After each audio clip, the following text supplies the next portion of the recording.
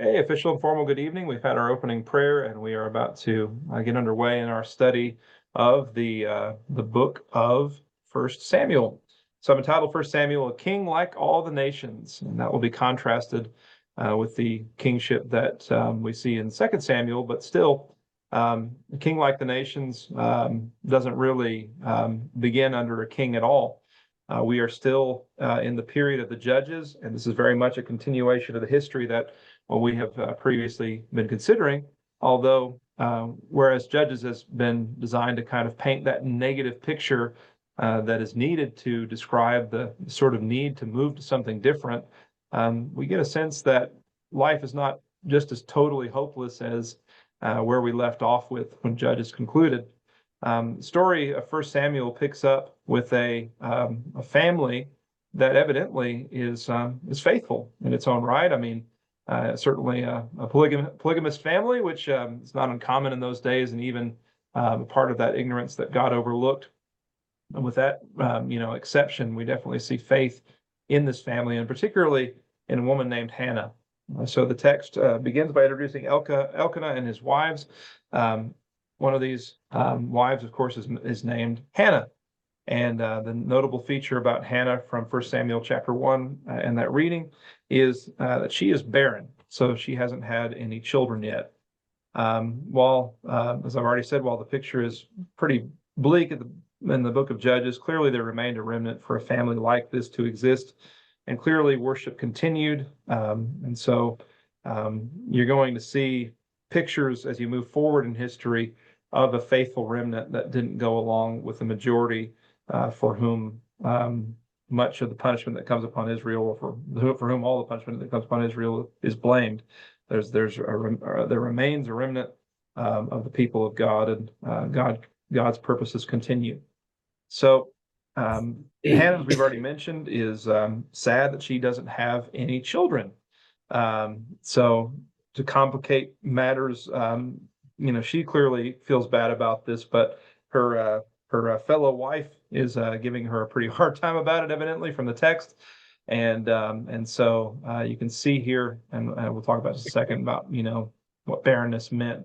But already you're getting a sense that if one woman is making fun of another woman over something, that this is clearly something that you can be made fun of about. Hannah goes to the temple and prays for a child and makes a unique pledge, not unique in what she, kind of calls Samuel's future life to be, but in the past, and notably in the book of Judges, we kind of saw it the other way, right? The story of the Judges is often God picking this person out, but really it's not God who picks Samuel out as much as it is Hannah who dedicates this child that she desires to God. And so in verse 9, Hannah arose, it says, and goes to the tabernacle, and I said temple. I do that all the time, and I'm sorry about that. At this point, there is a tabernacle, not a temple. I don't know how many times I make that mistake on these slides, so if that happens again, sorry. But anyway, she goes to the tabernacle. She's praying, and in verse 11, O Lord of hosts, if you will indeed look on the affliction of your maidservant and remember me, and not forget your maidservant, but will give your maidservant a male child, then I will give him to the Lord all the days of his life, and no razor shall come upon his head. The no razor coming upon his head is probably synecdoche, or part for the whole for the part kind of stuff here. Probably we're seeing another Nazarite child. A child is going to be consecrated according to the Nazarite vow, and so given to the Lord, and especially given to the Lord by virtue of his vow. So how is barrenness perceived in the ancient world? It's something just to kind of get a sense of what you'll see at times in these historical records, and if you go back in Genesis, you'll certainly see it there pretty consistently throughout the entire Old Testament period and even into the New Testament. You have a situation when you have barrenness where people are looked down on. We talked about the rival in chapter 1 and verse 6. Making Hannah miserable, and then verse 11, her own words, where she sees this as a time of affliction. And so what's her affliction? Well, she doesn't have any kids. How does that differ from today? And why does it differ? And what do we think about that? It was almost, I guess, your security, I guess, as a woman, and then for your line to continue. Yeah, yeah. I mean, both. I mean, the line continuing is something that is a focal point in Jewish culture in particular because of a land inheritance and that kind of thing. So Mm, there's practicalities to having kids, but so what's the situation today? Would you say about having kids though? probably the opposite. Most people Hmm. don't have kids. People are having fewer and fewer children, Mm. and is that merely are there what would people say about the choice to have kids versus the choice to not have kids?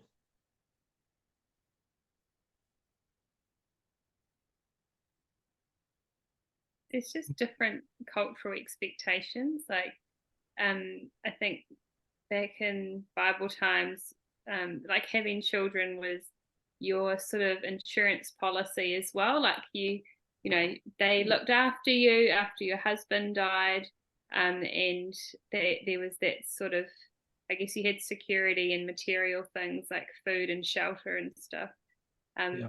Whereas these days, that's not really how family is looked at as well. Like like the woman's choice, not really. It's not even necessarily like the nuclear family or the extended family. And Mhm. I think that the Western sort of idea of the family unit is this sort of individualistic sort of Mhm. viewpoint. So they're not actually thinking, okay, my child's going to look after me in the future, and because they just don't really have that sort of mindset anymore. They're not really Yeah. thinking about it because it's all about self rather than like, how is my child going to, yeah, what are the sort of implications for me as I get older? How could we do family a bit different? That type of thing. Yeah. And the opposite of that as well, right? The idea of raising a child and instilling values in them and sending into the next generation, into the future, someone who, carries the same values as you is, I just doesn't seem important for some reason for a lot of people. Yeah. Um, One thing I've noticed as well is that as we've mentioned, there's a lot more people who seem uninterested in having children, who've just Yeah. decided, perhaps at a Yeah. very early age that they don't want children. But for the couple of couples that I have known who wanted children but were unable to have children, it is still a very big deal when you've made that decision that you do want children, Mhm. but then you find out that that's, you know, either, a functional impossibility or the next best thing to it, Yeah. or perhaps just deeply medically inadvisable. Then it is still something that is, deeply wounding to that couple. And Yeah. uh, it's often it's when I've heard about couples like this, it's because they've been seeking prayers of the congregation because it is something that's, really struck them to their hearts and they're Yeah. struggling with. So they've been brave enough to open up about that and seek the prayers of brothers and sisters there. So, less Yeah. people who are interested, but for those who are interested, being unable to is still a wound. Yeah. There's this is and that kind of highlights something that I want to say before I make any other comments. This is an incredibly sensitive topic and one that we have to treat with great care. But at the same time, um, there's a saying that you want to beware the sound of one hand clapping. And either you get a picture of futility with that, or the way that I think about that saying is that the sound of one hand clapping is the sound of a hand that comes and strikes you on the face because you've not met it with a counter argument. You might not be aware of this, and this might not be such a big thing in New Zealand, but I kind of tend to think that it would be. That there's a movement, there's a purposeful movement in the Western world against having children, and that children are seen as detractors from the environment. They're seen as polluters. They are seen as, additions to an already, in the opinion of the Western world, an overtaxed, an overpopulated world. And so there's this movement against, having children. And we need to, there's a reason why, for those who do want to have children, it does matter. There's something that's there from the beginning about this subject that I think at times we have to touch base with, regardless of what we through wisdom decide to do. Given that there's no New Testament commandment, there's certainly no command for us today to have children, be fruitful, multiply. And yet, when man was created, that was the first commission, call it the first great commission of man, was to be fruitful and multiply. And I think that you see in the Bible a very child positive perspective. And again, we just have to be aware of that, be incredibly sensitive on the topic, because like I said, there's people who are hurting on this subject, and there's, and we don't want to be accused of stepping over the bounds of liberty or any of those kinds of things, while at the same time trying our best to honor the Bible as presenting a very child positive message, right? So I wanted to point that out just because I know growing up I didn't hear that a lot, and what I see in the church today is families purposefully choosing to have fewer and fewer children, and then also the corresponding thing that also is happening is more and more divorces or fewer and fewer marriages. And I feel like all of that kind of goes hand in hand. Satan's effort, I believe, is to try to drive people into further and further isolation. If we can keep people from getting married, keep people from having kids, then Satan has them where he wants them. He has them by themselves, alone, and then the ravages of life and of old age eventually see those people potentially giving up on God, or at least that's the way I think Satan would kind of envision it. So again, sensitive topic, and I don't want to say too much about it, but I think it's worth noting that there's a very different value at work in the Bible, and maybe that's something we need to think about. So moving forward, though, Eli sees Hannah praying, assumes she's drunk. But of course, after Hannah explains that, she's not, she had been saying this prayer silently. And so he basically sees this woman's mouth moving, doesn't know what's going on here. But she explains. And then after that, he extends a blessing, effectively saying in verse 17, "Go in peace, and the God of Israel grant your petition." He says, you'll get what you pray for, whether he just desires that or whether he's speaking on behalf of God. We find out that that's exactly what happens. In due time, Samuel is born. The Lord, it says that the Lord remembers her. Doesn't mean that the Lord forgets a person, but remembering is usually when God turns to bless a person in an appropriate way. And so when the Lord remembers the Israelites in their affliction in Egypt, or any number of times that happens in Scripture. So Samuel is born. And once he is weaned, he is brought to the temple with the appropriate sacrifices, and actually quite notable sacrifices. I don't know if you ever thought about that before, but all of the children that were born, particularly males, were supposed to be born accompanied with sacrifices to the Lord. But contrast the 3 bulls that go with Samuel to the house of the Lord with the offering that's offered up for Jesus. Does anybody know what was offered up for Jesus? 2 doves. Yeah, 2 doves, which is indicative of what about Jesus's family? It should be a lamb and a.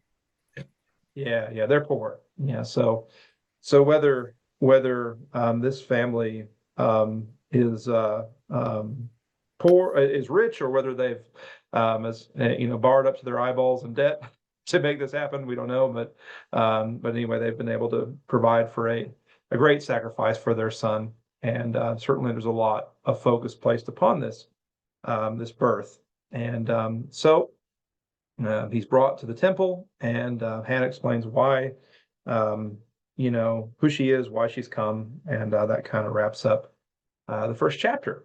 So I kind of purposefully brought up Jesus there, and we'll kind of touch on some connections between what happens when Hannah prays and when Jesus is born in just a second. But I want to consider this idea of that we see in Hannah's words here.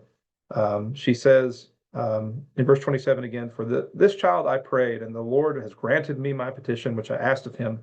Therefore I also have lent him to the Lord." That's an interesting turn of phrase. In what way, what if you were to flip that phrase on its head and or the concept? What does the Lord do when he brings a child into a family? Because clearly he has some hand in that, right? The Lord is the one who brings about this pregnancy. I know it happens through natural means, but the Lord is the one who allows conception to take place and a soul to be created. So what does effectively the Lord do to parents?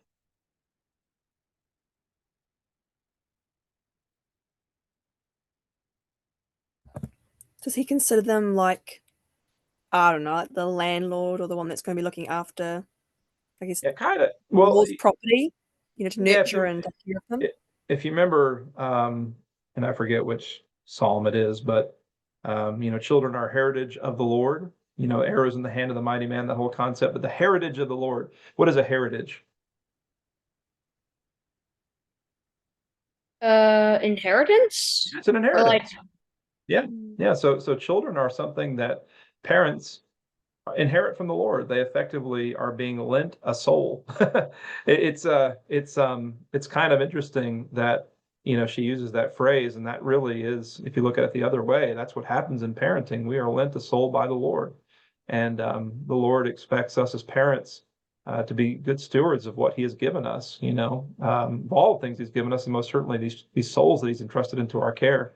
I wish more parents would approach parenting in that fashion, that they would think about, this soul that has been given to them by God, this person that they have the greatest influence over. There's no influence like mom and dad's influence, or like a parent's influence if mom or dad isn't in the picture.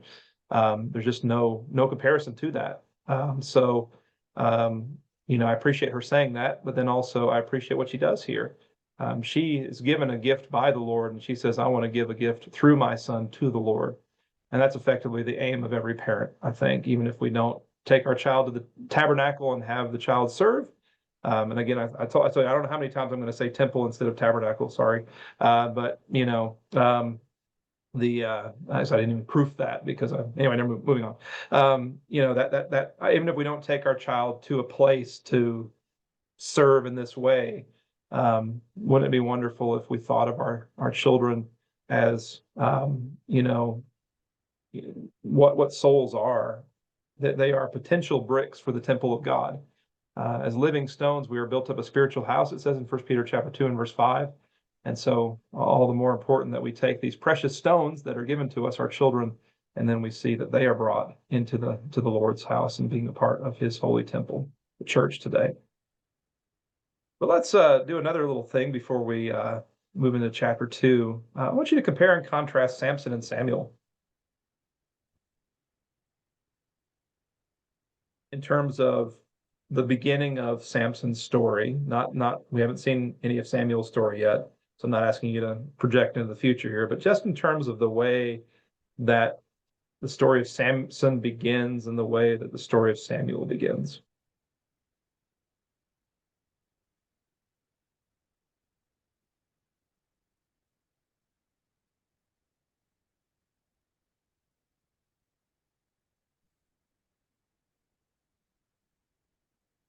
Not everybody at once. We just Sorry. I'm flipping back just to double check something to make sure I don't But not didn't- wrong about yeah, this.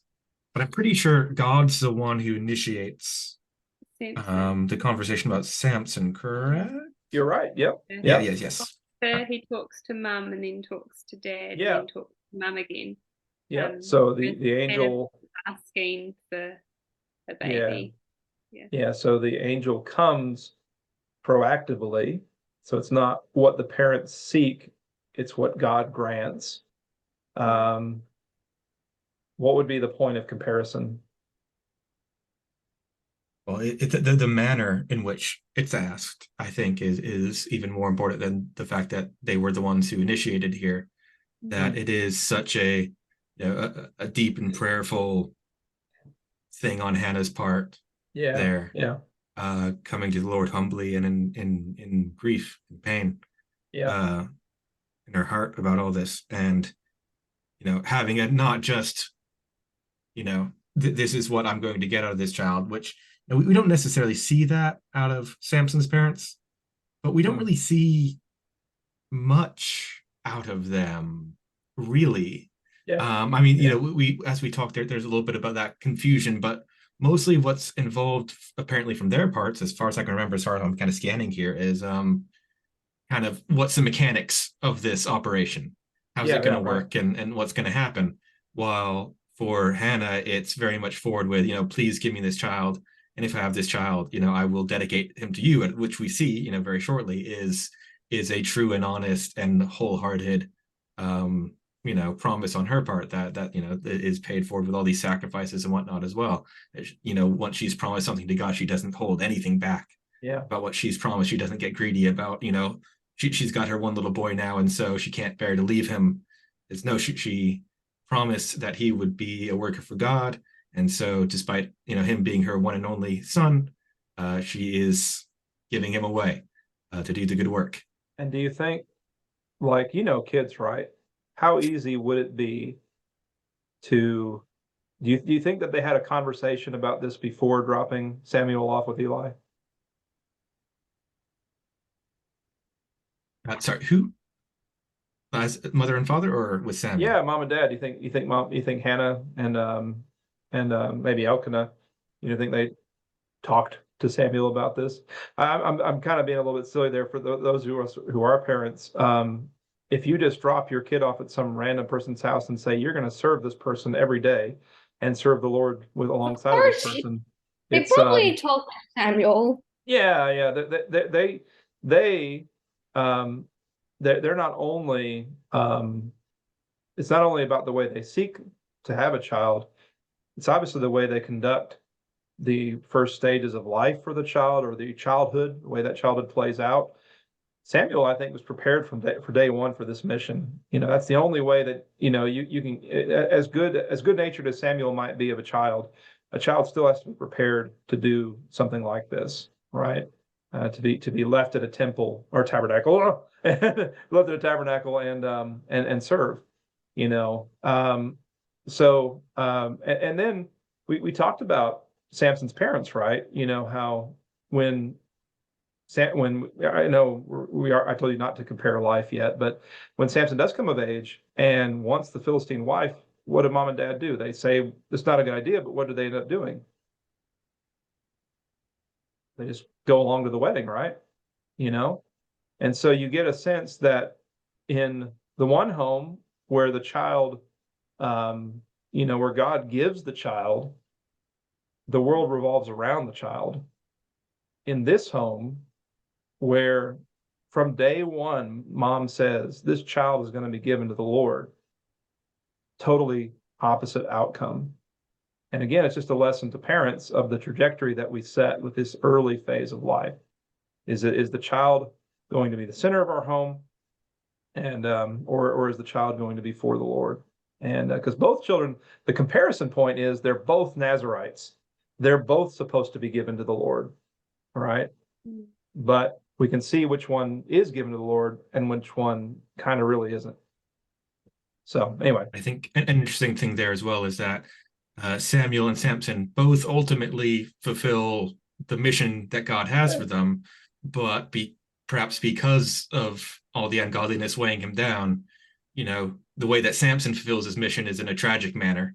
Yeah. While Samuel keeps to the straighter path, and I think it works out better for him overall. Yeah, still kind of tragic, as we're going to see, but yeah, well, different kind of tragedy. Chapter 2.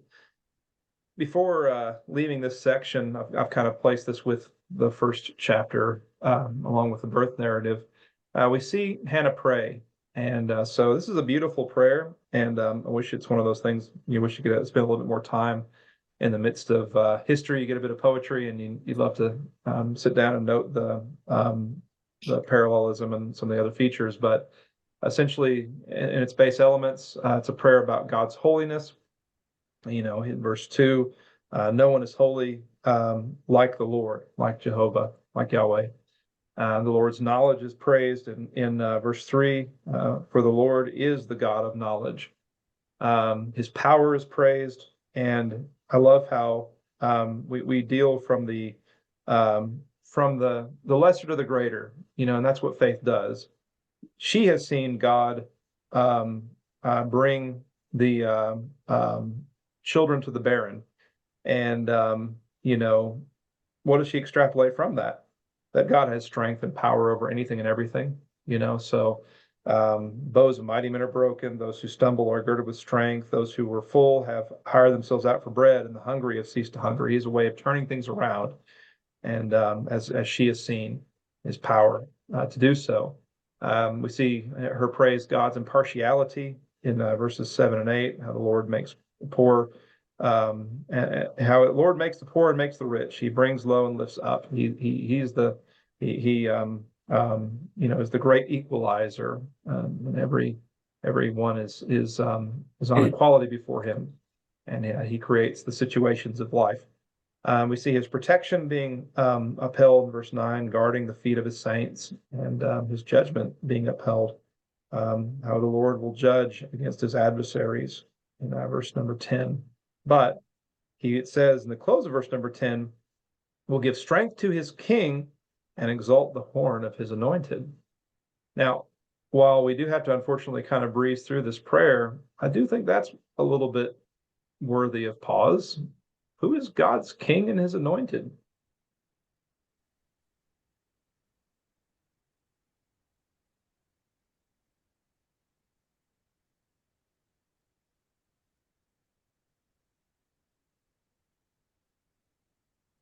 This shouldn't be a hard answer. What have we not David? seen yet? What have we not yet seen in Israelite history? King. No kings Yeah. yet. Yeah. So Alvin referring to Saul. counts as a king. what's that? Is I it mean, you could referring say- to Saul? Well, Doesn't Saul's not Albemesh king count yet. as a king? What's that? Abimelech is called a king, but it's and even but there's very little to his kingdom, other than the Yeah. Shechemites and a few other little towns here and there. Certainly nothing like a unified king over Israel. I think that Like Saul and David. well, that's obviously those will be kings. I think that what you must, there's with either one of two things has happened here. The biblical critic would say this is an example of the Bible messing up, like talking about kings before they exist, or which I definitely would prefer in terms of understanding, that Hannah must be praying with a spirit of prophecy, like we must be seeing something akin to what Deborah did. So certainly a special woman, and all the more special when you think about this prayer as compared with Mary's prayer. Now, I'd love to make the comparisons for you, but I'm going to go ahead and leave you to do that. But if you were to open up Luke 1:46 through 55, you would see what is, I think the theological world styles is the Magnificat, which I don't think I said that right, probably. Luke 1:41. Yeah, it's on the screen, Joey. So Luke 1:46 through 55. So yeah, that's Mary's prayer, and you're going to find a lot of points of comparison between her prayer and Hannah's prayer, and in many ways, Samuel in many ways is a prefigurement of Jesus. And some ways he's not, but in some ways, when you think about who Jesus is prophet, priest, and king. What is Samuel? Samuel is prophet, priest, and judge. Nicer. Yeah, so prophet, priest, and judge. So anyway, let's move forward a little bit into Samuel's apprenticeship, and I'll probably need to pick up the pace a little bit. Samuel begins to serve under Eli, who, like many fathers in Hebrew history, is a very neglectful father, as is evidenced by his wicked sons.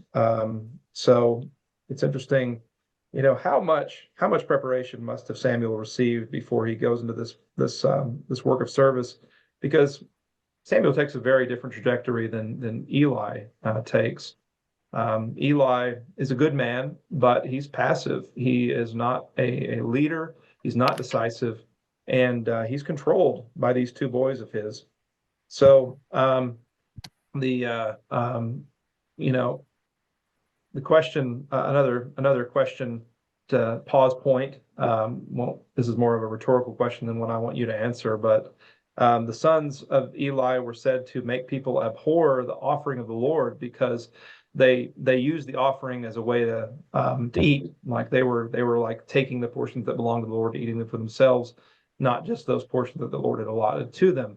The offering of the Lord, of course, today is a living sacrifice, as Romans 12:1 says. But how many people don't want to offer themselves as a living sacrifice because of me? People didn't want to worship God because of Eli's sons. How many people don't want to worship God because of me? I think that's a question worth asking. But yeah, and rhetorical, Joey, so you don't have to tell us the answer. So just something to think about.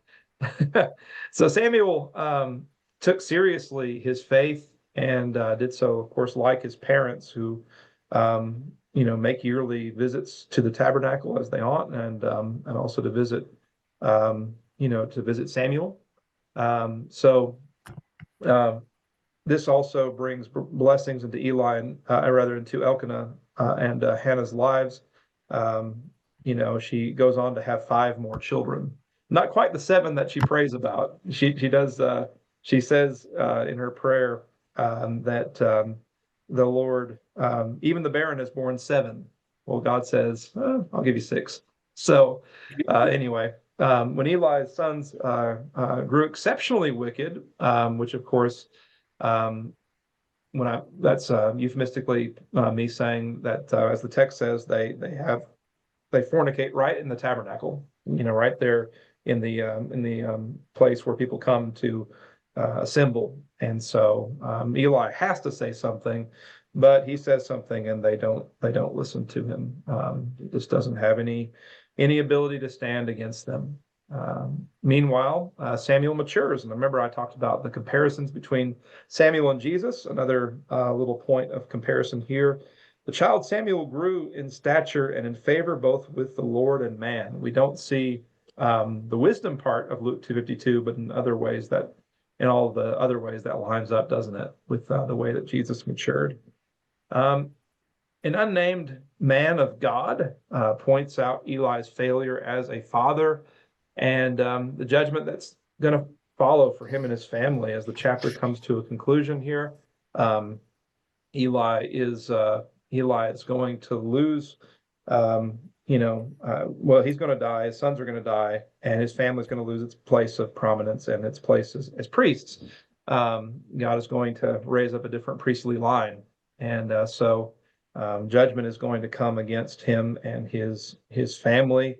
They're not going to be totally wiped out, but it shall come to pass that whoever is left is going to become essentially a beggar in verse 36. They'll want to be in the position that have so that they can just have something to eat. How can we be guilty? Another discussion point here. How can we be guilty of honoring our children more than God? And how can we prevent that? That's the charge against Eli in verse 29. It says, God says, "Why do you kick at my sacrifice and my offering, which I've commanded in my dwelling place, and honor your sons more than me?" So how can we be guilty of honoring our children more than God? Does honoring just imply holding one in higher regard? I think so. Yeah.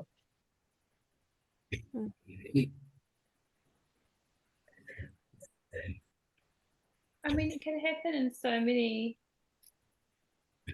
I'm just thinking of my 7.5-year-old that I have, and you know, he really wants to be like the boss of his own world at the moment, and of this house at the moment. And so it's working with him, and I could quite easily be like, oh great, he's this independent kid, I want him to, you know, do whatever he wants to do, and you know, it's great for that him and his independence. But I'm actually trying now to talk with him about how set up authority and what it means to honor your parents and not just be obedient, and but talking about real consequences for behavior as well. And it's I remember my parents saying to me when I was growing up, you know, we do this because we love you. And I remember, like, with discipline, and I remember being like, why do you always say that? And I'm finding myself saying the same thing now. It's like, correcting you because I love you, and it's not easy, but it's, you know, you see in this situation, Eli's passive and his kids are just out of control. And he's not able to tell them like a clear no. He's not able to kind of draw a line in the sand, and that's actually really harmful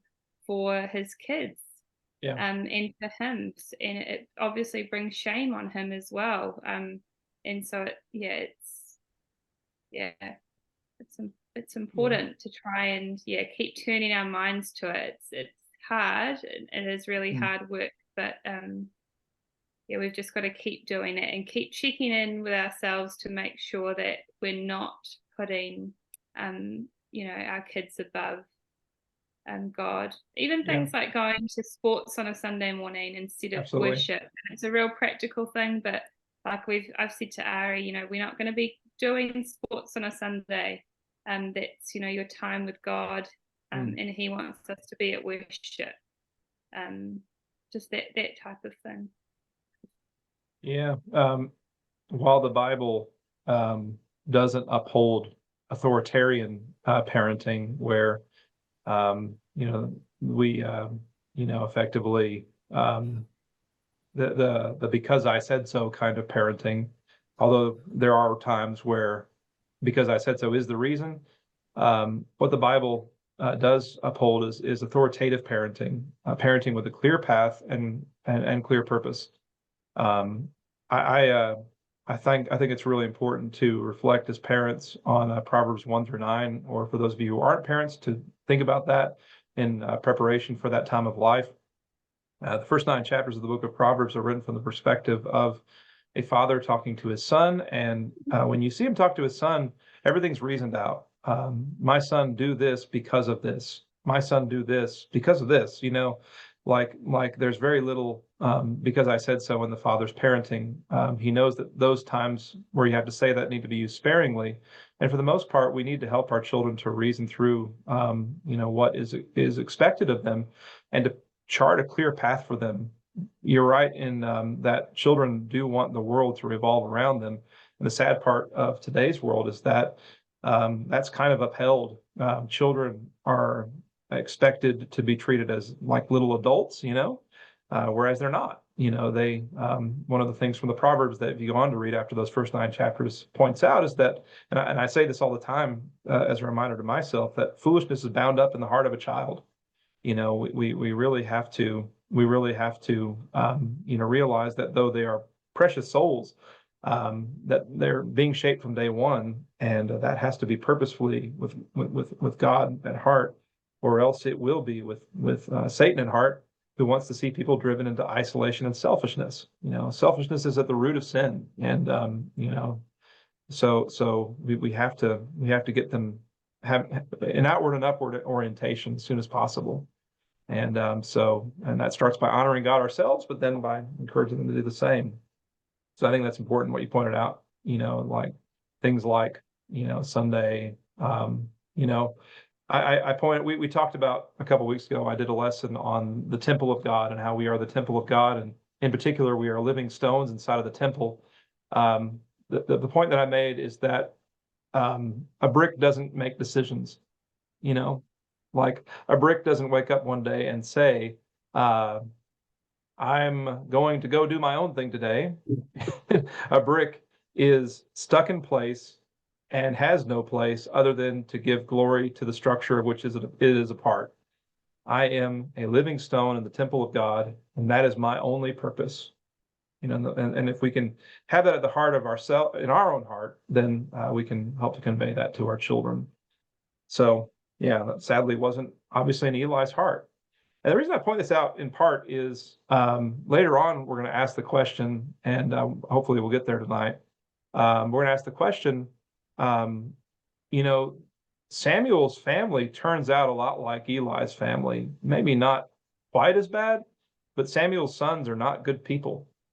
And yet God does not punish Samuel like he punishes Eli. So later we're going to ask the question why. So I'll go ahead and pump the primer for that discussion. But clearly something went wrong in Eli's parenting. So as we continue in a time where direct revelation from the Lord was quite rare, God speaks to Samuel. It takes 3 times for it to be apparent that he's doing so. He keeps running back to Eli, and Eli says, "Go back to bed. I didn't call you." And then the 3rd time, he's like, "Oh, God must be talking to you." And so Samuel is prepared to hear the Lord. The Lord informs Samuel that judgment is coming to the house of Eli. This we don't know how quite old he is at this time, but I get the sense he's still kind of young at this point. This young man, or even maybe boy, hears about the person in whose care he is going to receive judgment from the Lord, a pretty heavy thing. But clearly Samuel is prepared to hear such a message. At Eli's request, Samuel reveals that message, and Eli accepts it. Chapter 3, verse 18, it is the Lord. Let him do what seems good to him. Could Eli have had a different fate? I read statements like, are made in prophecy against Eli, and I compare them with things that happen in other places in the Bible.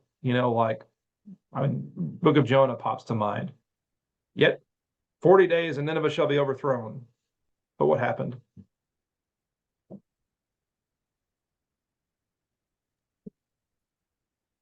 Nothing. Nineveh repented. Yeah, Nineveh repented. Yeah. And maybe that's something to remember. We tend to failure begets fatalism.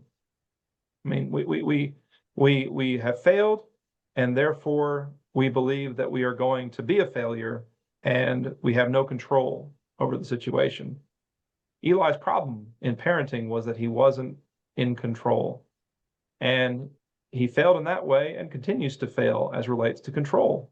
What could have happened had Eli gotten either the message from the Lord himself in chapter 2 or from Samuel on behalf of the Lord in chapter 3? What could have happened had he handled that a little bit differently?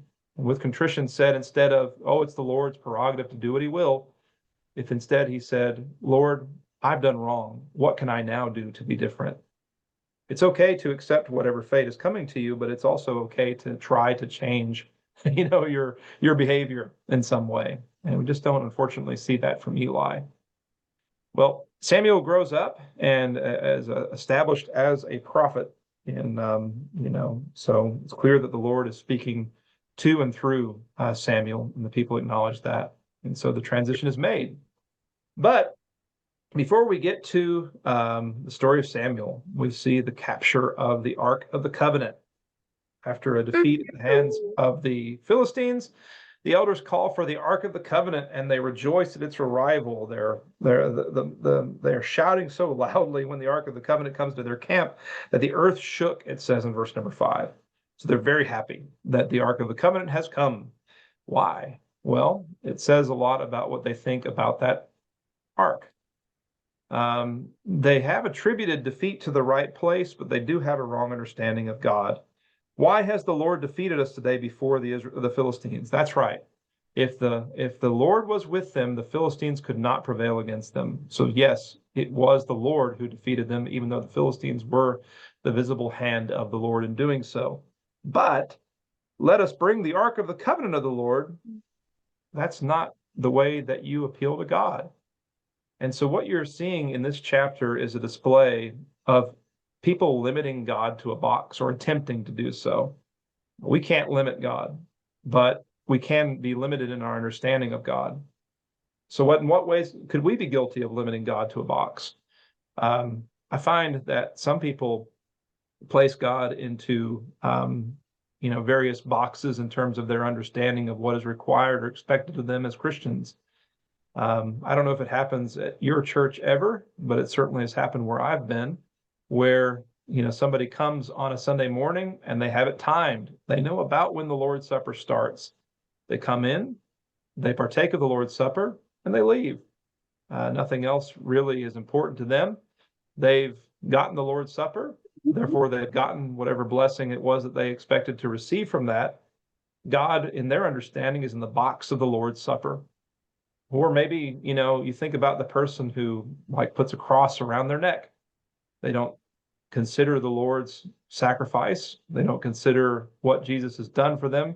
They're not preaching Christ and him crucified, but maybe God for them is inside of that cross, and that's enough to carry that cross with them. There's a lot of boxes that we can put God in. I think it's good to, maybe you can make your own applications of that point, but it's worth considering. The cheers of the Israelites have a galvanizing effect on the Philistines. So they're super excited that the ark comes, and the Philistines are like, whoa, so what's going on over there? Let's be strong and courageous, And so the opposite effect of what they would have hoped. They defeat Israel decisively. They capture the ark. They kill Eli's sons. And so that's basically what the Lord said would happen.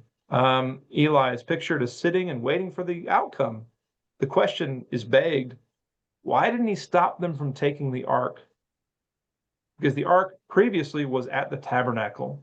It won't be back at the tabernacle for a long time, but Eli is the one who let it go.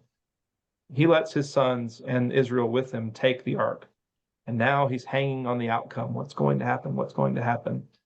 Messenger runs up, tells him what happened. He falls backwards and he breaks his neck. He was a rather large man, and the fall combined with his weight saw his neck be broken, and he died.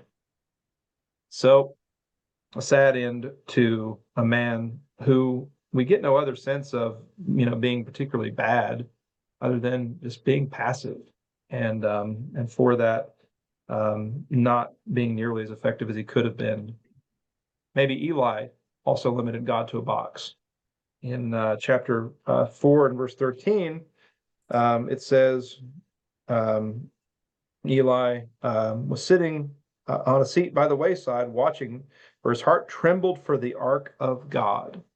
He's worried about the ark of God. Then it happened when he made mention of the ark of God that he falls on his seat backwards and breaks his neck. One wonders, maybe he had the limited understanding that the people also had of God. As the chapter concludes, tragedy continues as Eli's daughter-in-law gives birth, and then she dies. She also, sees when the ark of God is God. The glory has departed from Israel. She names her son after effectively the loss of the ark, and then she soon after dies, and so that's kind of the end of Eli's line, at least in its significance in the account. All right, well, we have crossed over the hour. It's probably a good time for us to take our break, so we'll leave it at that, and we'll pick up in just a few minutes. Okay, we've hit the record button again, and back at task. So 1 Samuel 5 and 6, we're still with the ark now. And so the ark was lost to the Philistines, and what's going to happen? Well, nothing good for the Philistines, I can assure you. So the Philistines, by the way, if you're wondering, I point this out because my notes tell me to, but the record does kind of take a little sidestep here. Like, what's the point? With history, realize that all of biblical history is selective history. History can try to tell a story in as much or as little detail as it wants.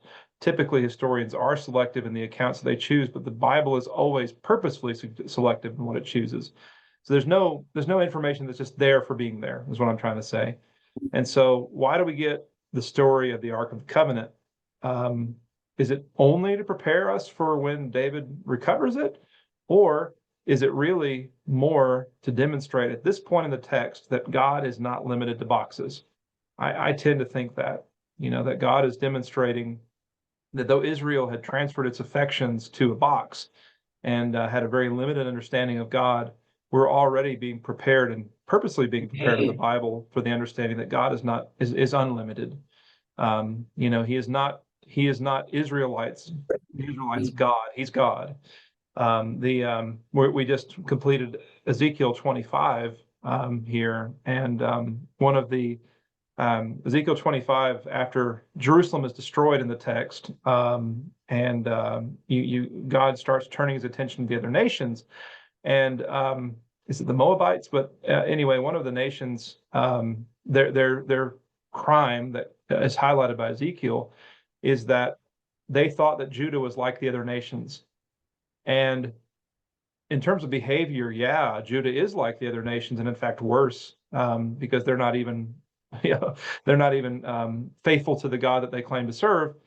And yet there's still a problem with that.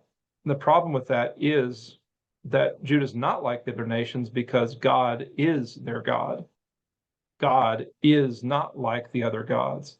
That's where they fail in understanding. So anyway, the Philistines take the captured ark into the temple of Dagon, and rather comically, the idol falls down before it and is subsequently broken into various pieces as they keep trying to set it up, and it keeps falling back down. Meanwhile, outside, God is striking Ashdod, where Dagon and his temple are, or well, not Dagon's not a real thing, but where the idol of Dagon is. He's striking Ashdod with tumors and growths. One wonders about these tumors and growths. The old King James says they're hemorrhoids. So that's one possibility. But anyway, they want the ark out. Evidently, also joining the tumors or growths or whatever's going on are mice, as we find later. And so when you read in the New King James, at least, that there's confusion, that must be that there's, there's mice. It's just not a good time for anybody. So they take the ark and they send it down the road to Gath. There's 5 chief cities of the Philistines, and we read about 3 of them receiving this ark or not wanting to. Gath receives the ark next, has similar results, passes it along to Ekron. Ekron says no way, and they call a meeting of the Philistines and even cry out to heaven. They just want this thing and all of its afflictions gone. And so what they do, instead of seeking, unfortunately, to the God that they don't know, they turn to their religious leaders who still, and I think somewhat comically, tell them, you need to send it back with an offering. And what's going to be the offering? You're going to make little gold images of the tumors or whatever they are and mice. And so they make 5 little gold mouses, and they make 5 little tumors or hemorrhoids or whatever they are, and then they put them alongside of the ark and put it in a new cart and a couple of oxen, and they send it down the road. I don't know if I'll remember to bring this up, but it occurred to me on this in preparing for this class. They put it in a new cart. You know who else puts it in a new cart? David, when he gets tries to get the ark back without consulting the Lord and how he wanted the ark to be transported. And if to fast forward a bit, when we study that in 2 Samuel 6, interestingly enough, not the chapters are divided according to God's plan necessarily, but anyway, in 2 Samuel 6, they transport the ark in a new cart, effectively kind of mirroring what their Philistine counterparts were doing. The problem is that they knew better, and so there's different outcome then. But they place the ark in a new cart, send it along with these offerings that they've made back to Israel. The cows traveled as if guided by some unseen force. They don't deviate, which is not common. And the ark is received by the men of Beth-Shemesh, and importantly by some Levites who begin to treat the ark with somewhat of respect, but one wonders why the Levites or no one got the idea of trying to connect the ark back with the tabernacle. It's just interesting, and it kind of shows that though maybe things weren't as dark as we thought during the book of Judges, they're still not great. And people's understanding is evidently not what it ought to be.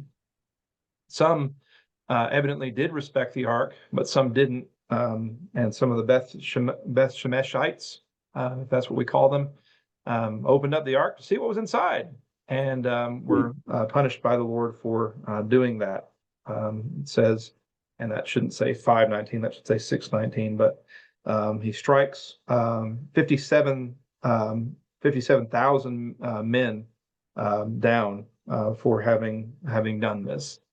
The message is clear. The Lord was God and not his ark. And so the men of Beth Shemesh said, "Who is able to stand before this holy Lord God? And to whom shall it go up from us?" So they get the idea that God is not his ark.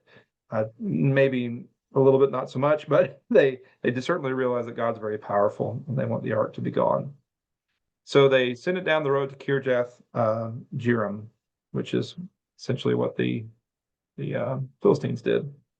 But now we get the story of the ark actually coming back in a more respectful way. It stays at Kirjath Jearim, and so 20 years later, in verse 2, that Israel cries out to the Lord. Now, there is kind of, depending on what translation you're reading, a potential, kind of dangling modifier here. It was there 20 years, and all the house of Israel lamented after the Lord. That kind of may read in your version more or less like something that makes it seem like the ark changes its location at this point. It doesn't. It's merely that they get the ark back 20 years later, they cry out to the Lord, and it's just kind of a timeline thing more so than the ark moving from this point. The ark will stay at Kirjath Jearim until we pick it up again in the book of 2 Samuel. So, as I just said, or as I was going to say, Israel already has an able deliverer. They've cried out to the Lord because of the Philistines, and they have an able deliverer in Samuel, who responds by testing their sincerity. We find that we have a better judge in Samuel. And so there's a better outcome than we see with some of these other judges. Certainly the judges had more or less wisdom about them, but we don't ever see them doing what we saw in the early phases of the book of Judges. Remember, God did this, when they called out to him, he's like, well, you mean it? And here we find God doing that on behalf of, or rather Samuel doing that on behalf of God. Do you really mean it? Are you really going to change? And Israel responds with repentance. And so upon that repentance, Samuel prays, offers a sacrifice for them, and the Lord responds miraculously. He calls this big thunderstorm to confuse the Philistines to the point where they are not able to form any kind of united fight against the Israelites and are overcome before them. They go out and pursue them back to their territory.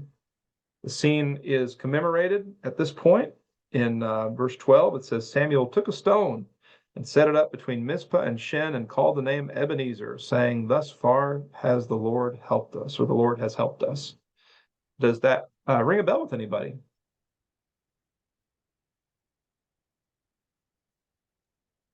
This song, one of the few that requires a little asterisk and a footnote on it. Yeah, the song well, not one of the few. That if I had my way, there'd be many asterisks and footnotes, and maybe some one of the few that wholesale does amendments. have. But amendments and amendments. But the song is "O Thou Fount of Every Blessing." I didn't put a bookmark in it, so let me just read you the appropriate line here. And yeah, so. Let's see. Oh, no, fount of every blessing.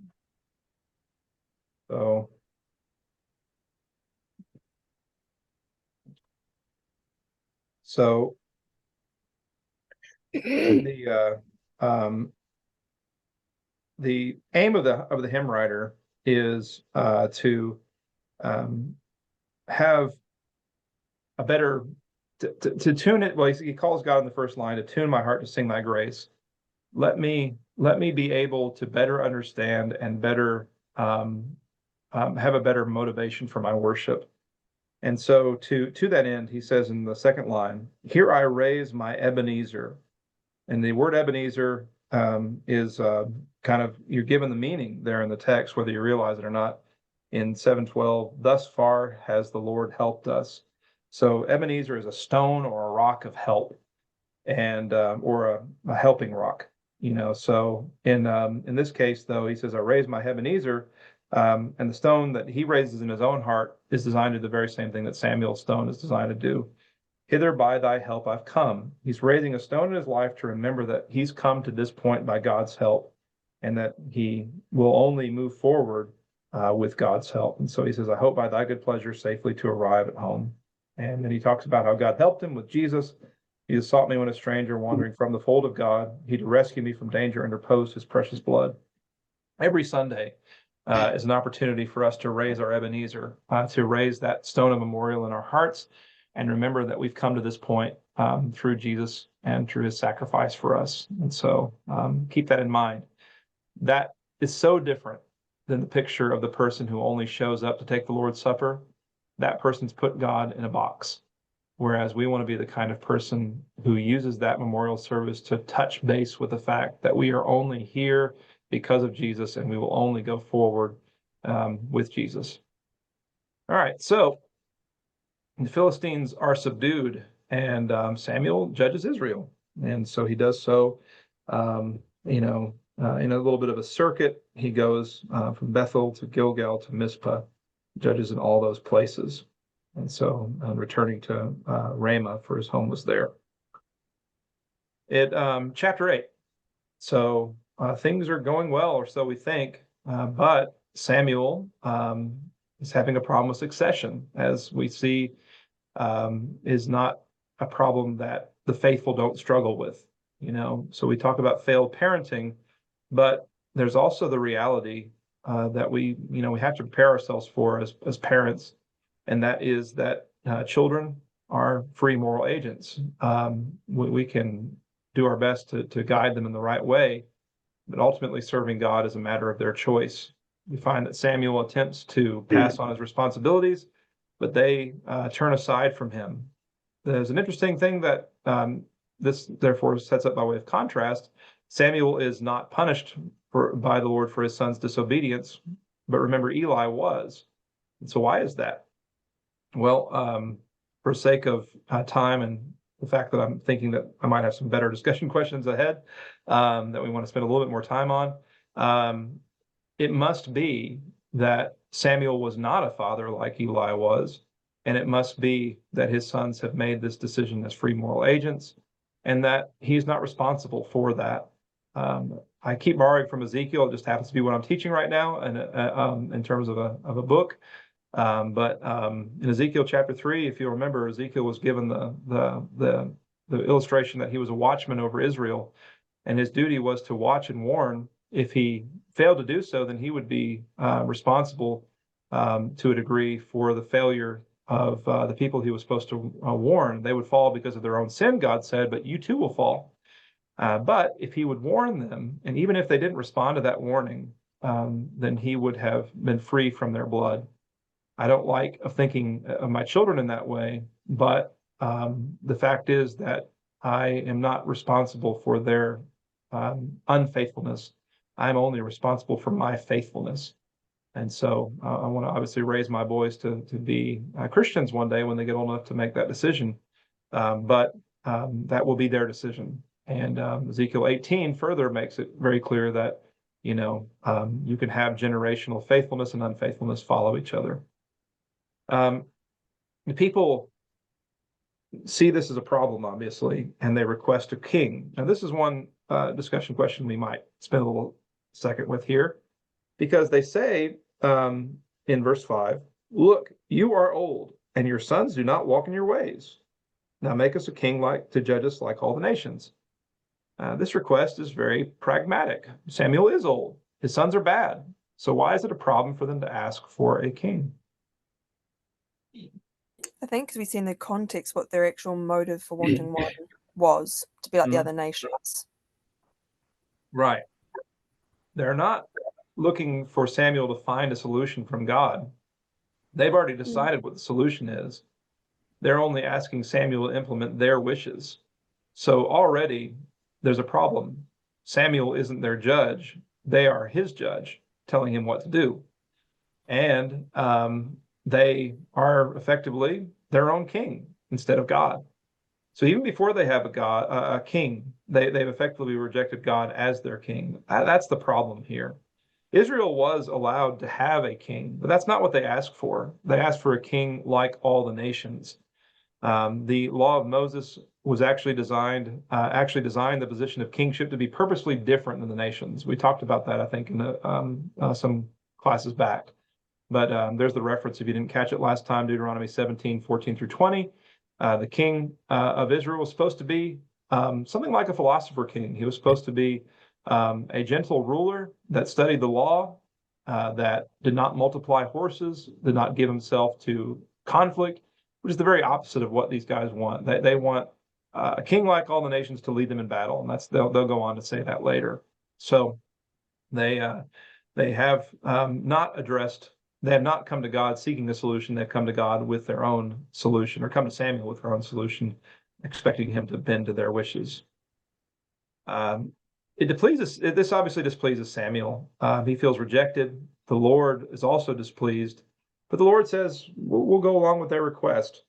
Sometimes, as the saying goes, be careful what you wish for, you just might get it. They don't know what they're wishing for, but they are going to get it, and it's going to be God's way of teaching them a lesson. Although, even that lesson that he's going to teach them is a conditional lesson. It's important to realize that God is still prepared to bless this arrangement, and it will ultimately come down, and it always comes down to people's decisions. So, in what way does this request represent rejecting God? What should they have done? I think we've kind of said that already. They should have come to God, or rather come to Samuel and said, this is what's happening. We're worried about the future. Can you ask God what the solution to this is going to be? We're worried about it, but please find a solution. Please ask God to give us a solution rather. So they could have come much more humbly and much more willing to accept whatever answer was given to them. Samuel gives careful warning, one of many that we're going to see in the text moving forward, about what a king is going to be like. So here we find effectively that a king comes and he takes. He takes your money, he takes your grain, he takes your children, he takes your animals, he takes and takes. And so the Bible seems to be somewhat against centralized leadership in human government. We know that the bigger a government is, the more it requires, and the more it somehow gets lost in the ether. My government here in the United States spends trillions of dollars all the time with no concern for where it might come from or where it's going, seemingly. So that's the way the governments work.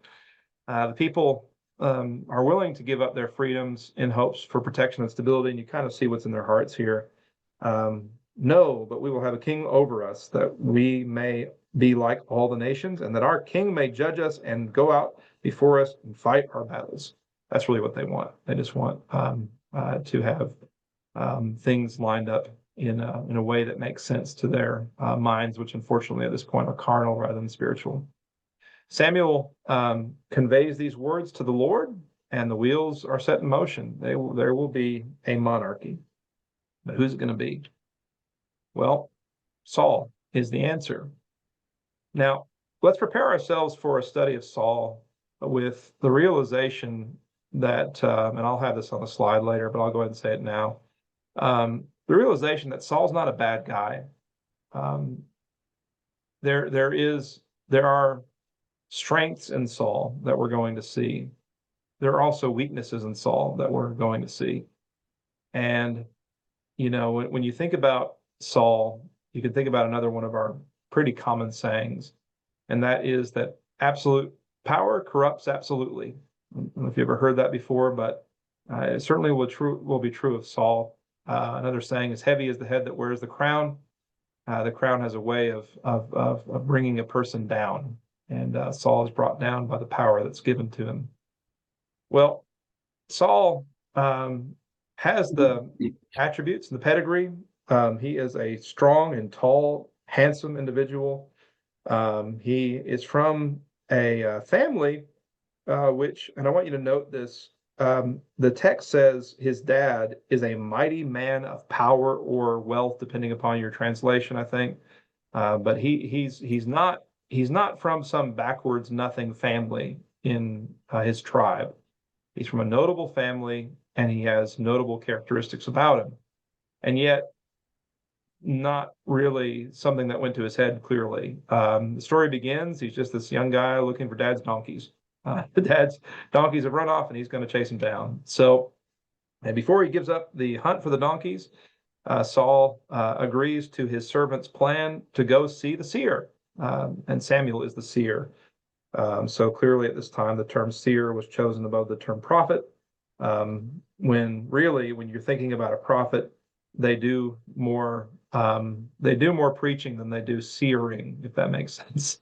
We think about prophets and we often think about their foretelling ability, but the work of the prophet was primarily a foretelling of God's word or a telling of what God had already revealed.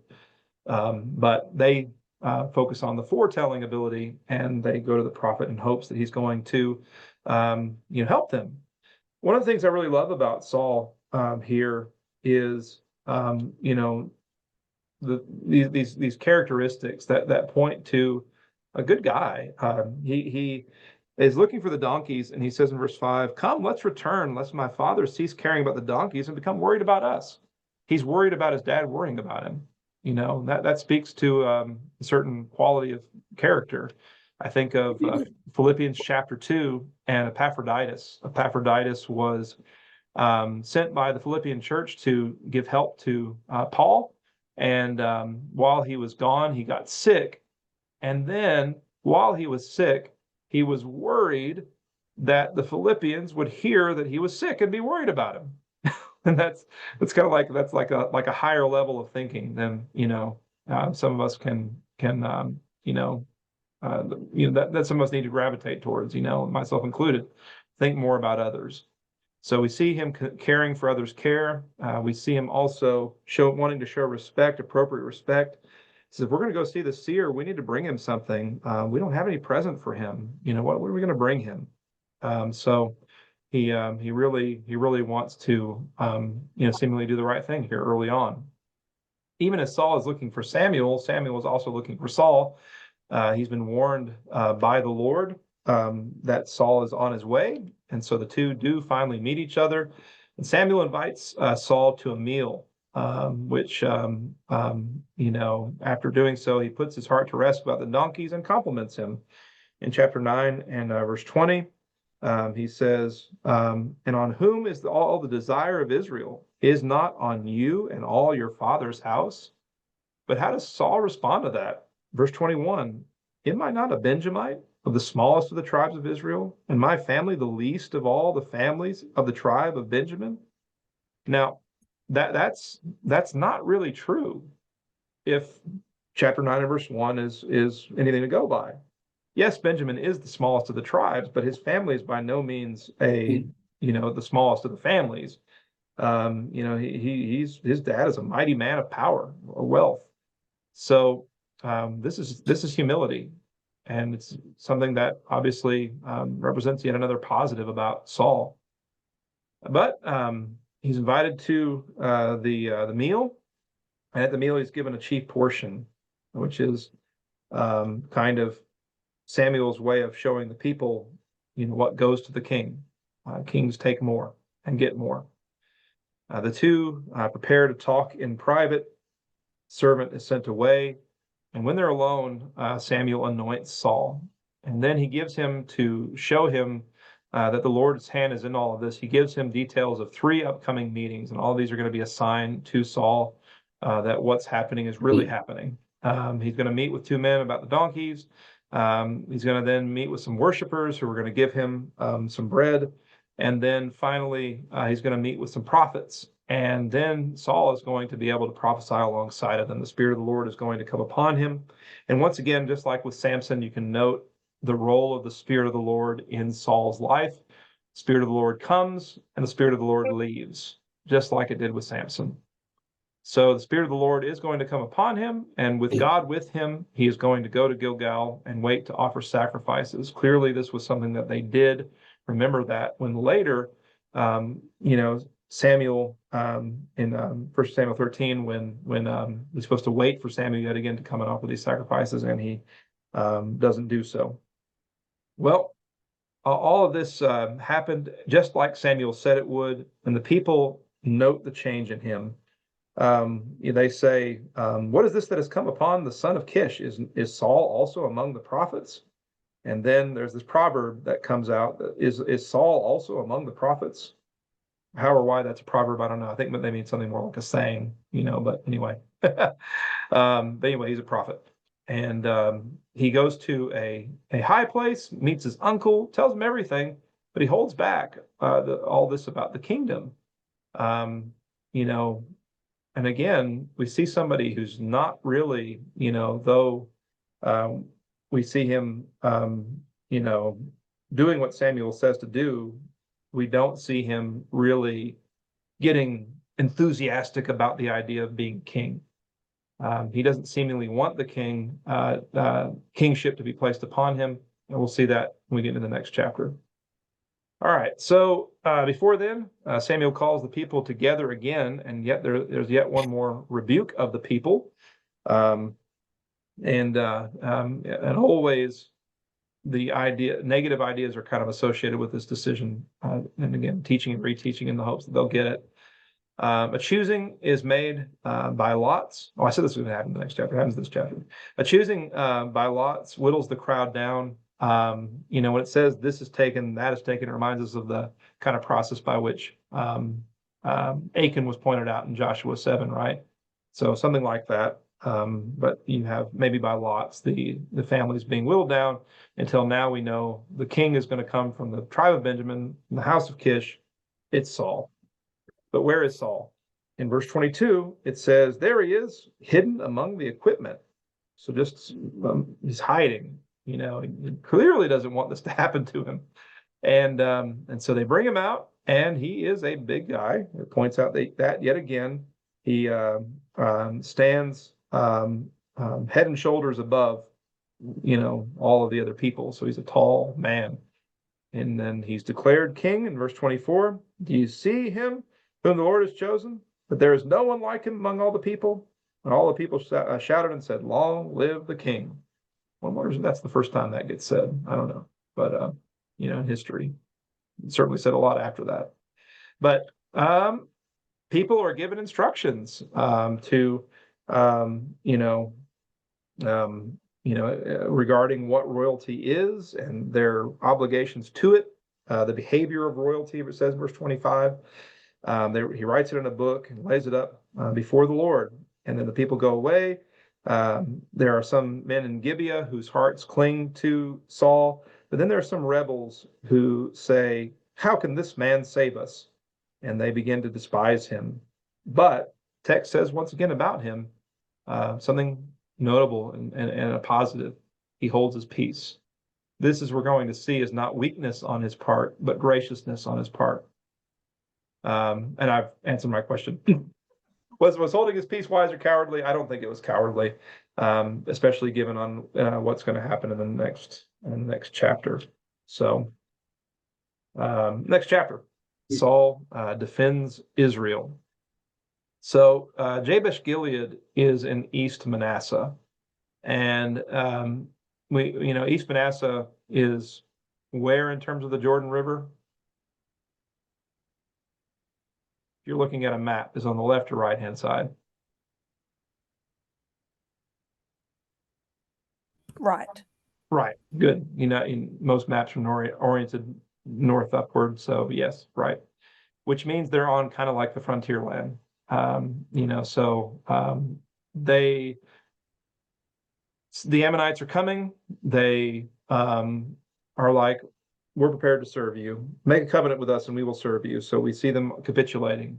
And the Ammonites are like, okay, you want to do that? Let us put out your right eyes. And that will be that will make you enter into covenant with us, and that will bring reproach upon all of Israel. Clearly, the Ammonites don't think highly of the Israelites, and what's more, they're obviously not afraid of them, because the Jabesh Gileadites aren't like immediately attacked at this point. They're like, let us send for help, or rather, hold off 7 days, and we'll send messengers to all of Israel. And the Ammonites were like, yeah, sure. You want to bring backup? You want to try to fight us? Go for it.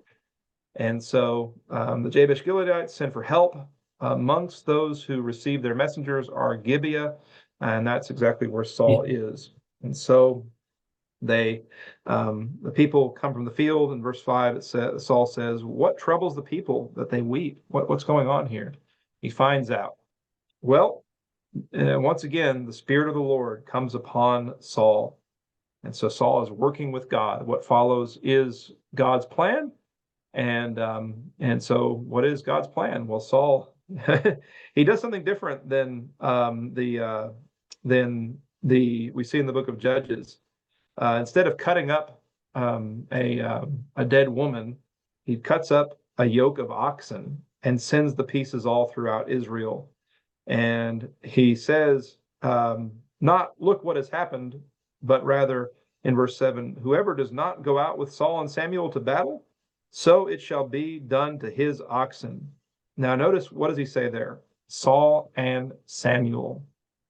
When we start to see a transition in Saul, get to chapter 13, we're going to see that it's Saul and his son Jonathan. We're going to see that Jonathan wins the victory. Saul proclaims that Israel wins the victory and doesn't correct anyone when the victory is attributed to Saul. So that is one point of change, and we're going to see many as the text continues. But here, Saul and Samuel. And so the fear of the Lord fell on the people, and they came out with one consent. If there's anything people don't want to lose, it's their oxen. So they're like, yeah, let's go. And they come out. Jabesh receives word of its relief and prepares to serve Saul. They're glad, it says in verse 9. So when it says in verse 10, tomorrow we will come out to you and you may do with us whatever seems good to you. Don't take that for like them being like, like scared and whatever's going to happen to us. But no, rather they're prepared to embrace Saul and are prepared not to therefore embrace the Ammonites. So Saul and Israel win the inevitable battle between themselves and the Ammonites. In fact, such a decisive victory that as the enemy are scattering, there isn't even a group of two of them together. So they're that thoroughly defeated as they flee away. Those who supported Saul after this want to punish his detractors. But once again, we see Saul doing something wise, not cowardly, in refusing that. Verse 13, not a man shall be put to death this day, for today the Lord has accomplished salvation in Israel. So, very wisely trying to bring unity and consolidation to his nation instead of kind of fueling that, factionalism or whatever it is, amongst his people that's been so common during the time of the judges. Samuel sees an opportunity here, and this really becomes a wonderful thing. It becomes a time of healing and a time of worship. Let's go to Gilgal and renew the kingdom there. There's so many reminders in Scripture to not be petty and not be vindictive and not seek vengeance and not, return cursing with cursing. Here's yet another one, and a picture of what can be the opportunity that presents. When two Christians, the book of Philippians, there's like nothing wrong with the church at Philippi, except for you get to chapter 4, and you've got Eodias and Syntyche, and they're fighting with each other. Paul would say in the Galatian letter, if you bite and devour one another, then be careful lest you be consumed. The church, really, we have to learn to not let our bickering or our fighting consume us, but rather learn to forgive, learn to move on, learn to bear with imperfection. And in so doing, we can actually do, as the text says here, we can renew God's kingdom, reinvigorate its purposes, and call everyone's focus back to God where it should be. So it's sad, when brethren are divided, and to paint the opposite picture from the Psalms, behold how good and pleasant it is when brethren dwell together in unity. Well, 1 Samuel 12, Samuel knows his time is coming to an end, and he says his farewell. This doesn't mean he's about to die. He's going to continue on for a few chapters in terms of timeline. I'm not sure how the timing works out as the text continues in terms of years, but it's kind of like he sees this as a good point for him to kind of do the John the Baptizer thing. He must increase and I must decrease. He's kind of realizing that. So his end is near. He sees that, and so he speaks to all Israel and upholds his integrity. Have I done anything wrong? Have I cheated anyone? Have I oppressed anyone? Have I taken any bribes? And they say, no, that's not happened at all. And he's like, yes, that's exactly right. The Lord is witness to what I've done, and I've not done anything wrong against you. And then after reminding them of what he hasn't done, he reminds them of how their fathers have failed in their history, and how God has been at work in fighting their battles and delivering them in spite of their failures. And so how they've seen over and over and over again things working out. And all of this is sort of an indictment on that appeal that they made to him for a king like the nations. They should have realized that God will always be there to deliver them from their enemy if they are there for him. If they will serve God, then God will bless them. They ignored their history, and in so doing have rejected God as their king. So here's the issue. We talked about why was this an issue? Well, here it is in chapter 12 and verse 12. And when you saw that Nahash, the king of the Ammonites, came against you, you said to me, no, but a king shall reign over us when the Lord your God was your king. And how often is it that we attribute the authority that belongs to God to something that isn't? We think in terms of about the things of this world, I have to, when really the only have to is whatever God has told us to do. And again, I go back to what we said earlier, a brick doesn't make decisions. We are here for God and for his purposes, and God will bring us through. We've come by the help of God. That's what Ebenezer reminds us of. And, we'll go forward with God and whatever his purposes might be for us. As Paul said in Philippians 4, whether to be abased or to abound. Well, God has given them a king. It says in chapter 12 and verse 13, now therefore here is the king whom you have chosen and you desired. Take note, the Lord has set a king over you. God did this. But we've been set up all this time for thinking the king is going to be really bad. It's all going to turn out really bad. But what we said about Eli, about the potential that always exists for there to be blessing, I think is a true thing. Because this whole thing doesn't have to be bad. In verse 14, if you fear the Lord and serve him and obey his voice and do not rebel against the commandment of the Lord, then both you and the king who reigns over you will continue following the Lord your God. So you and the king can coexist in service to God. However, if you do not obey the voice of the Lord, but rebel against the commandment of the Lord, then the hand of the Lord will be against you as it was against your fathers. So this does not have to turn out bad. For all of the warnings that Samuel has given them, it still represents, the kingship represents a potential blessing. Now the question is, what does that say about Saul? Because if this potential existed for them, and this potential also existed for him, what do you think is a weakness, though, of Saul's based upon what's being said here? What's a weakness of Saul?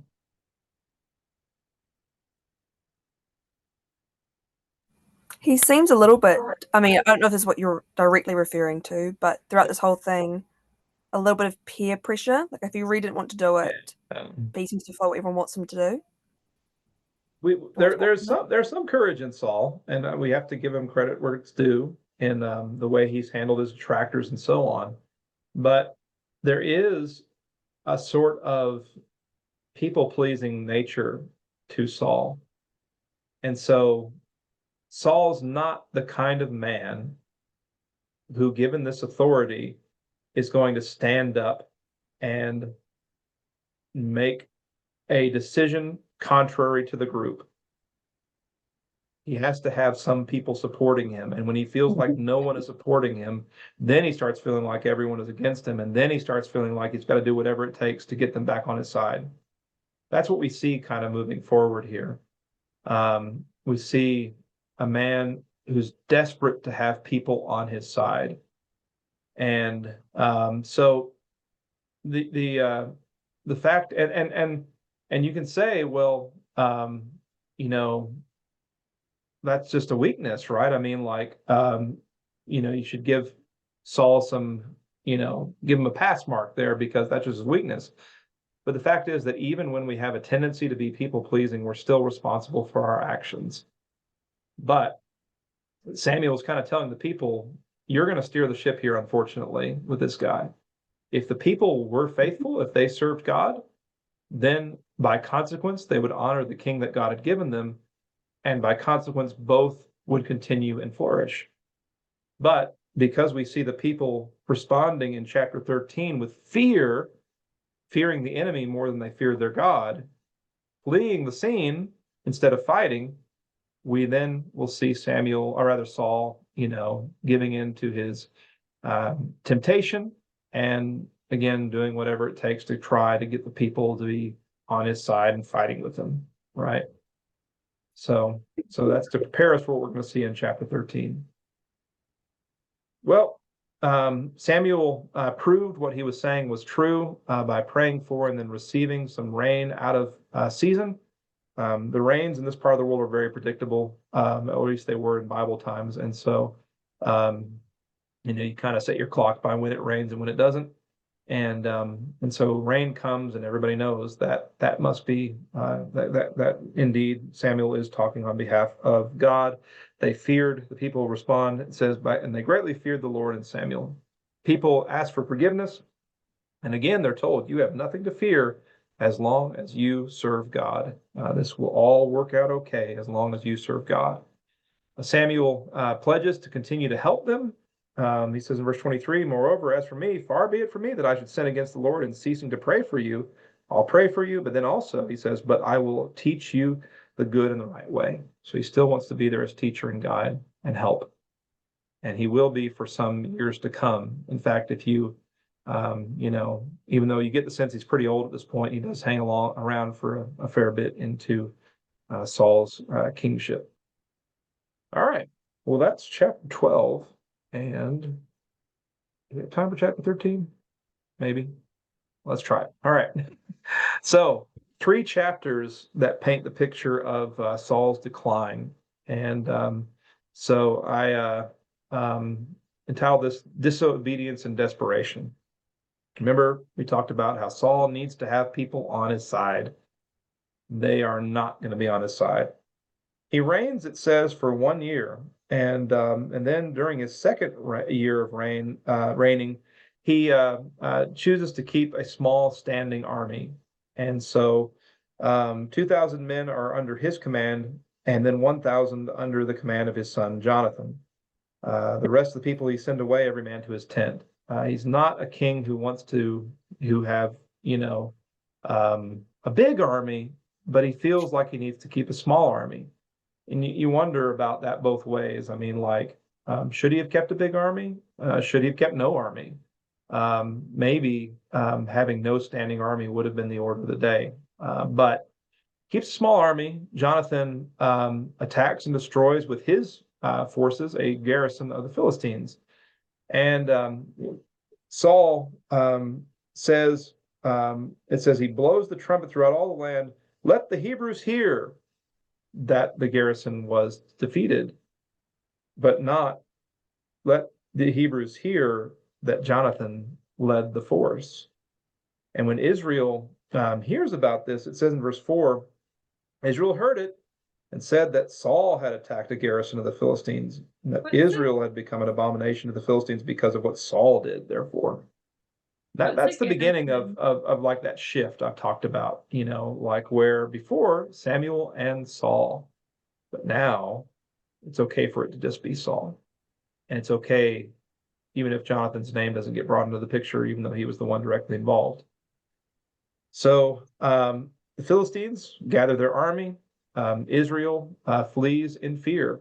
And even Saul's army is afraid. We find that his men are running away. Some of the Hebrews crossed over the Jordan to the land of Gad and Gilead.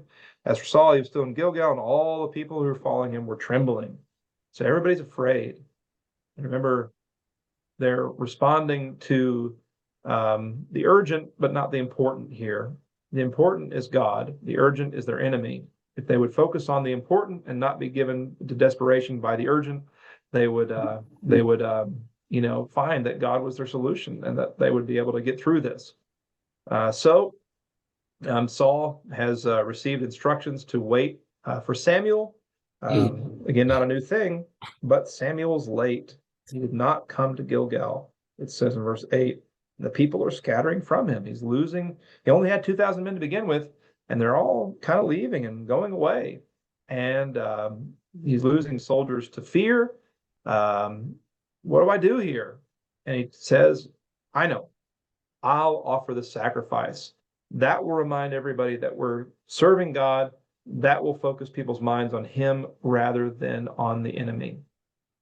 Even though that might have been a good motivation, what's very wrong about it? What's wrong with Saul choosing to do Samuel's job?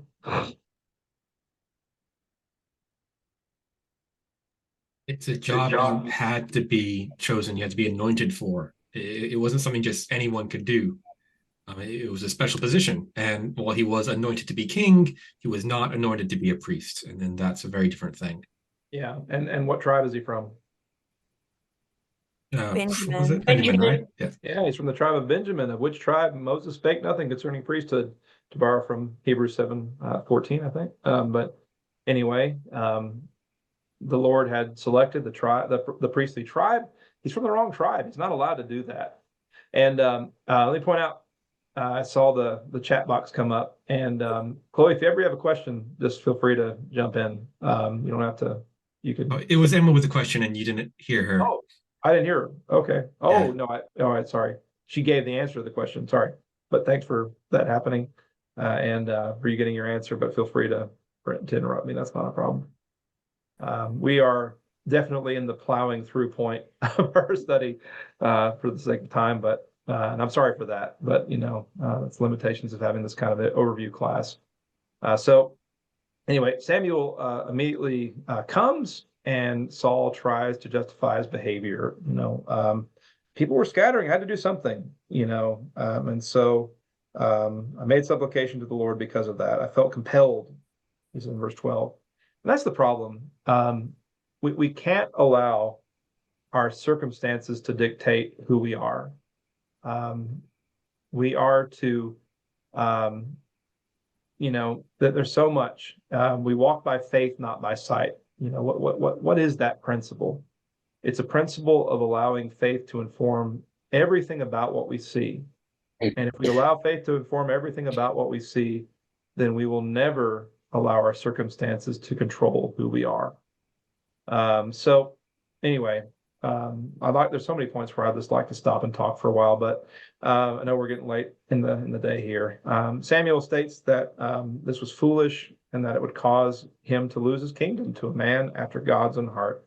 And note, that's where this is said. Before David becomes a king, before any of the events of his kingship. Well, anyway, Samuel leaves, Saul prepares for battle, undermanned and unequipped, and that's where we end with chapter 13, cliffhanger. So any questions over the first 13 chapters of the book of 1 Samuel? Nope. Okay.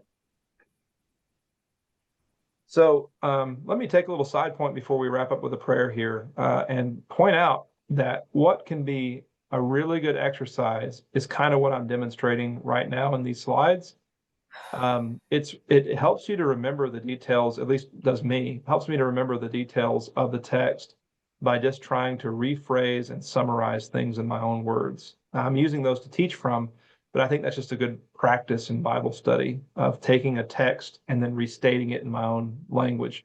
I need to obviously understand the difference between the text and my language, and not fall back on my notes rather than the Bible, but just as a way of kind of putting it into your heart a little bit more, and also helping with understanding. If you can rephrase something in your own words and you do so accurately, then you know that you understand it. So anyway, all right. If there's nothing else, let's close out with a word of prayer.